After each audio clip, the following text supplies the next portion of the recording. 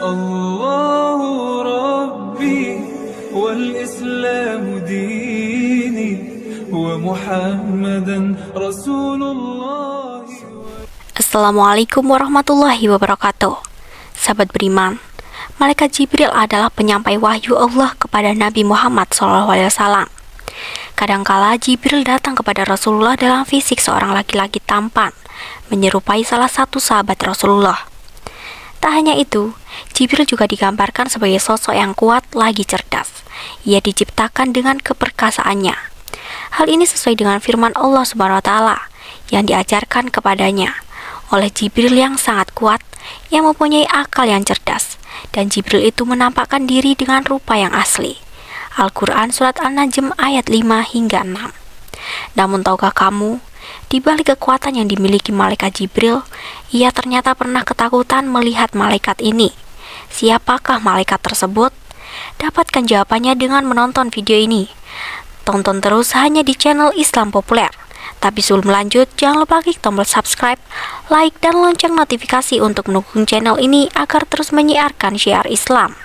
Malaikat adalah salah satu makhluk yang diciptakan oleh Allah SWT untuk melaksanakan perintahnya.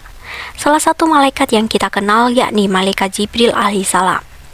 Ia adalah malaikat yang bertugas menyampaikan wahyu dari Allah SWT kepada utusannya, termasuk Nabi Muhammad SAW.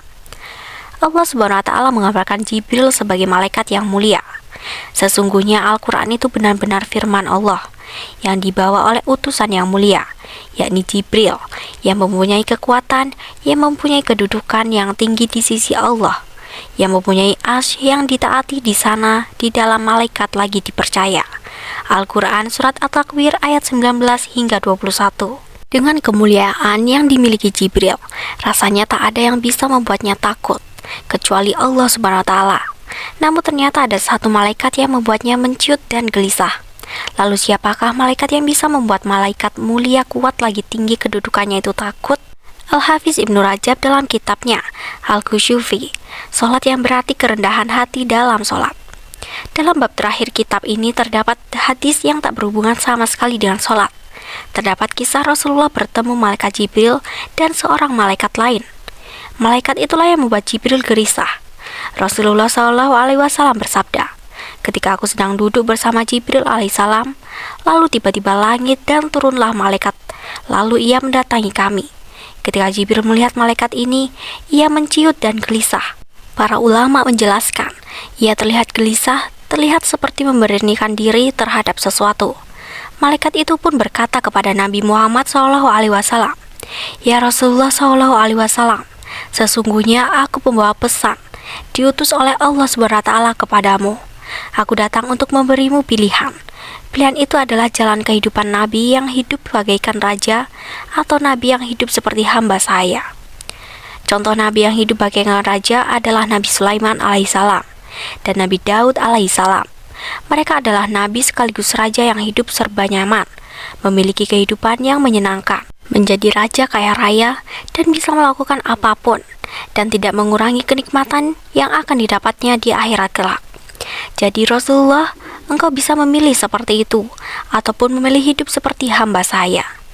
Sahabat beriman, tahukah kamu bahwa Rasulullah terbiasa hidup dengan menahan rasa lapar? Sampai-sampai harus mengikatkan batu pada perutnya. Beliau menderita dalam ketidakcukupan materi. Mendengar pilihan itu, Rasulullah SAW menengok ke arah Jibril alaihissalam. Jibril mengisyaratkan agar Rasulullah SAW hidup dalam keadaan sederhana. Rasulullah pun berkata kepada malaikat tersebut, "Aku memilih hidup sebagai nabi yang hamba saya." Mendengar jawaban Rasulullah, malaikat itu pun pergi meninggalkan Jibril dan Nabi Muhammad. Kemudian Nabi Muhammad SAW melihat ke arah Jibril. Jibril berkata, "Kejadian ini sangat aneh. Malaikat itu tak pernah sekalipun ke bumi hingga saat ini." Maka Rasulullah SAW berkata, "Mengapa engkau menciut dan sangat ketakutan, wahai Jibril?" Jibril alaihissalam pun menjawab, "Demi Allah, aku tidak berpikir dia akan datang, kecuali untuk mengabarkan datangnya hari kiamat." Siapakah malaikat yang datang tadi? Sahabat beriman, ternyata itu adalah malaikat Israfil, sang peniup sangkakala. Bahkan Jibril pun bisa ketakutan karena kemunculan Israfil.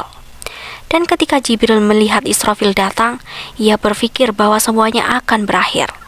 Ibnu Rajab pun mengakhiri bukunya dengan bab Nabi an Abda, memilih hidup sebagai hamba saya.